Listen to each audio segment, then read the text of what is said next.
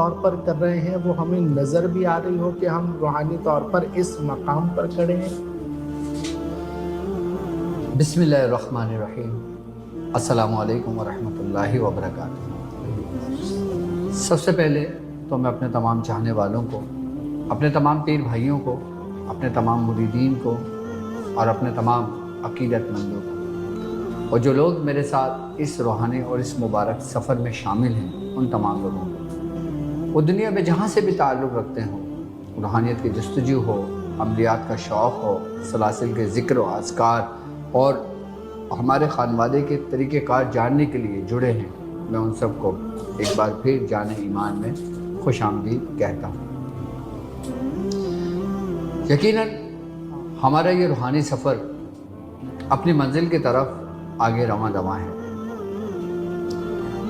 روحانیت کیا ہے اور اس روحانی سفر کے ہمیں کیا فوائد مل رہے ہیں یا کیا ملیں گے یا کیا مل چکے ہیں، ہم کس طرح اپنا تجزیہ کر سکتے ہیں کہ ہم اس وقت بقول شاہ صاحب کے سوال کے ہم اس وقت کہاں کھڑے ہیں، ہم کس مقام پر ہیں، ہم کس منزل پر ہیں، ہم کس راستے پر ہیں، یا ہم نے جو راستہ چنا ہے، ہم نے جس راستے کا تعین کیا ہے، کیا وہ راستہ انعمت علیہم ہے؟ کیا یہ وہ راستہ ہے جو انعام یافتہ لوگوں کا ہے؟ کیا یہ وہ راستہ ہے جو اولیاء کرام کا ہے؟ کیا یہ وہ راستہ ہے جو انبیاء کرام کا ہے؟ تو ہم اپنے اس محفل کی ابتدائی روحانیت سے کرتے ہیں۔ سب سے پہلے ہمیں یہ جاننے کی ضرورت ہے کہ روحانیت ہے کیا۔ ہمارے اندر رب کا ایک امر موجود ہے کہ جسے ہم کہتے ہیں روح، کہ روح کا بیدار ہونا، روح کا بیدار کرنا، اسی ہی سے روحانیت ہے۔ تو گویا روح کا بیدار ہونا کیا ہے؟ ہمیں کیسے معلوم ہوگا کہ ہماری روح بیدار ہو چکی ہے یا نہیں؟ اور روح کس سے پرواز کرتی ہے اور روح کب طاقتور ہوتی ہے؟ ہمارے مرشد فرماتے ہیں کہ جس طرح ہمارے جسم کی غذا ہے، اسی طرح روح کی بھی غذا ہے۔ روح کی جو غذا ہے، بزرگ اس کے بارے میں فرماتے ہیں، وہ ذکر ہے، وہ فکر ہے، وہ تکرار ہے۔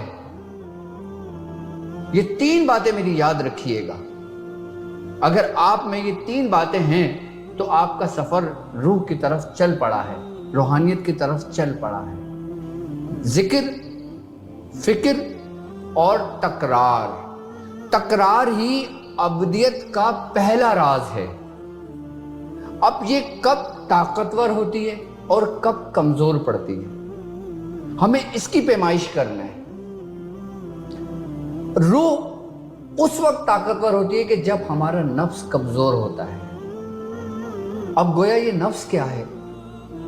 اب یہ نفس کہاں سے آ گیا؟ ابھی تو ہم بات روح کی کر رہے تھے۔ تو کیا پہلی منزل ہماری روح نہیں نفس ہے؟ کہ جب ہمارا نفس لاغر و کمزور ہوگا تو ہماری روح طاقتور ہوگی۔ اب نفس کو کمزور کرنے کے لیے ہمیں کیا کرنا پڑے گا؟ ہمیں کیا کرنا چاہیے؟ کیا نفس کا کمزور ہونا کہ اپنی خواہشات کو خود سے جدا کرنا ہے؟ کیا نفس کو کمزور کرنا دنیاوی آسائش سے دور رہنا ہے؟ کیا نفس کو کمزور کرنا اس دنیا کو چھوڑ دینا ہے؟ تو گویا جب ہمیں یہ بات بھی سمجھ نہیں آئی تو پھر ہم کیسے جانیں گے کہ ہم اپنے نفس کی ابتدا کہاں سے کریں؟ تو ہمارے بزرگ فرماتے ہیں کہ تین باتوں کو ہمیشہ یاد رکھنا۔ اللہ تبارک و تعالیٰ قرآن میں فرماتا ہے کہ اور اللہ کی راہ میں وسیلہ تلاش کرو، جہاد کرو تاکہ تم فلاح پاؤ۔ سرکار دو عالم صلی اللہ علیہ وآلہ وسلم کا فرمان عالی شان ہے۔ آپ نے فرمایا کہ ہم جہاد اصغر سے جہاد اکبر کی طرف آتے ہیں۔ تو صحابہ نے فرمایا یا رسول اللہ جہاد اکبر کیا ہے؟ آپ نے فرمایا کہ اپنے نفس کے خلاف جہاد کرنا۔ جب حضور نے فرمایا کہ اپنے نفس کے خلاف جہاد کرنا، تو اب ہم اس جہاد میں سب سے پہلا قدم کب اور کیسے رکھیں گے؟ ہمیں کیسے معلوم ہوگا کہ ہم نے ابھی اس منزل پہ، اس رستے پہ قدم رکھا ہے؟ تو میرے مرشد فرماتے ہیں اپنے اندر 3 باتیں پاؤ۔ جب تم اپنے اندر ان 3 باتوں پر عمل کرو اور جب ان 3 باتوں پر تم قائم ہو جاؤ تو تم بہترین طریقے سے اس رستے کے مسافر ہو، تم ہم سفر ہو۔ وہ 3 باتیں کیا ہیں؟ میرے مرشد فرماتے ہیں کہ تم دنیا میں مقصد کے لیے آئے ہو، مطلب کے لیے نہیں۔ اب تمہارا مقصد کیا ہونا چاہیے کہ لا مقصود الا اللہ، کہ اس کے علاوہ تمہارا کوئی مقصد نہ ہو۔ یہ تمہارا پہلا زینہ ہے کہ جب تمہیں مقصد مل گیا تو تمہیں تمہارا رب مل گیا۔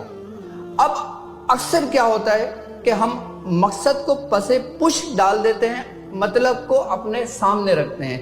کیوں؟ کیونکہ انسان، فطرت ہے انسان کی کہ وہ اپنے مطلب کے مطابق زندگی جینا چاہتا ہے، اپنے مقصد کے مطابق نہیں۔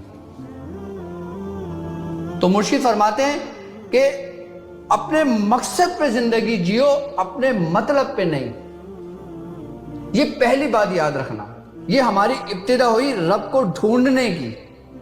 قرآن تمہیں کہہ رہا ہے کہ تمہارا کیا مقصد ہے، تمہیں کیوں پیدا کیا ہے، تم کیوں دنیا میں آئے ہو، تم کیا لے کر آئے ہو اور تم کیا لے کر جاؤ گے، اور تم کیوں گمراہی میں پڑ گئے، تم کیوں خسارے میں چلے گئے، تم مقصد سے ہٹ گئے، تم مطلب کے پیچھے لگ گئے۔ والعصر ان الانسان لفی خسر، قسم عصر کی بے شک انسان خسارے میں ہے، وہ خسارے میں جو مطلب کے پیچھے لگ گئے۔ لیکن جنہوں نے مطلبوں کو ترک کر دیا اور سیانے سمجھ گئے اس بات کو کہ مطلب ان کے لیے گمراہی ہے، تو پھر جب انہوں نے مقصد کو تھاما تو پھر وہ اپنے بزرگوں کے راستے پر آئے، اپنے بزرگوں کے طریق پر آئے۔ یہ پہلا سٹیپ آپ کا یاد رکھنا کہ تم کسی خاص مقصد کے لیے پیدا ہوئے ہو، کسی مطلب کے لیے نہیں۔ اور دوسری بات کہ بزرگ فرماتے ہیں، مرشد فرماتے ہیں میرے، کہ تم اس دنیا میں ضرورت کے مطابق زندگی بسر کرو، خواہشات کے مطابق نہیں۔ اگر تم اپنی زندگی ضرورت کے مطابق کرتے ہو اور خواہشات کے مطابق نہیں کرتے تو یقین جانو کہ یہی وہ راستہ ہے جو انبیاء کرام کا ہے، یہی وہ راستہ ہے جو سرکار دو عالم صلی اللہ علیہ وآلہ وسلم کا ہے۔ آپ نے ضرورت کے مطابق زندگی گزاری۔ اب سرکار دو عالم صلی اللہ علیہ وآلہ وسلم کی زندگی ایسی ہے، آپ کی سیرت نبی ایسی ہے کہ ہر عام شخص، ایک سلطان، ایک عام شخص سے لے کے ایک بادشاہ تک اگر دیکھا جائے تو وہ رسول اللہ صلی اللہ علیہ وآلہ وسلم کے سیرت کے مطابق اپنی زندگی بسر کر سکتا ہے۔ آپ دیکھیں، کبھی رسول اللہ کے گھر میں 4-6 کھجوریں ہوا کرتی تھی، کبھی آپ 3 دن فاقے سے رہا کرتے تھے، کہ آپ نے اپنی زندگی ضرورت کے مطابق گزاری، اپنے خواہشات کے مطابق نہیں۔ تو سالک مرید کو چاہیے کہ اپنی زندگی ضرورت کے مطابق گزارے، خواہشات کے مطابق نہیں گزارے۔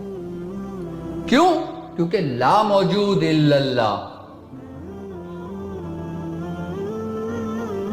کہ کوئی موجود نہیں ہے سوا اللہ کے۔ اب بزرگ میرے مرشد فرماتے ہیں کہ تیسری بات کیا ہے؟ مرشد فرماتے ہیں کہ تیسری بات کہ نفع اور نقصان کے پیچھے زندگی نہ گزارنا، بلکہ صحیح اور غلط کے لیے زندگی گزارنا۔ یعنی نفع اور نقصان تمہارے اختیار میں نہیں ہے، لیکن صحیح اور غلط کا راستے کا تعین کرنا تمہارے اختیار میں ہے۔ اگر تم اس کے پیچھے جاؤ گے، نفع کے پیچھے جاؤ گے، تو تمہارا اختیار نہیں ہے کہ تم اپنے نفع کو بڑھا لو، تمہارا اختیار نہیں ہے کہ تم نقصان سے بچ جاؤ، لیکن ہاں تمہارا اختیار یہ ضرور ہے کہ تم اس راستے کو چن لو جو صحیح ہے یا غلط ہے۔ بعض اوقات بزرگ فرماتے ہیں کہ انسان حق کے رستے پہ چلتا ہے، اس کو دنیاوی اعتبار سے لگ رہا ہوتا ہے کہ مجھے نقصان ہو رہا ہے، تو وہ حق کو نہ چھوڑے۔ اگر تم باطل پر ہو اور تمہیں نفع مل رہا ہے تو تمہارے لیے کچھ نہیں ہے۔ تو ان تین باتیں جب تم اپنے اندر پاؤ تو تم مرید سے ایک درجہ اوپر چلے گئے،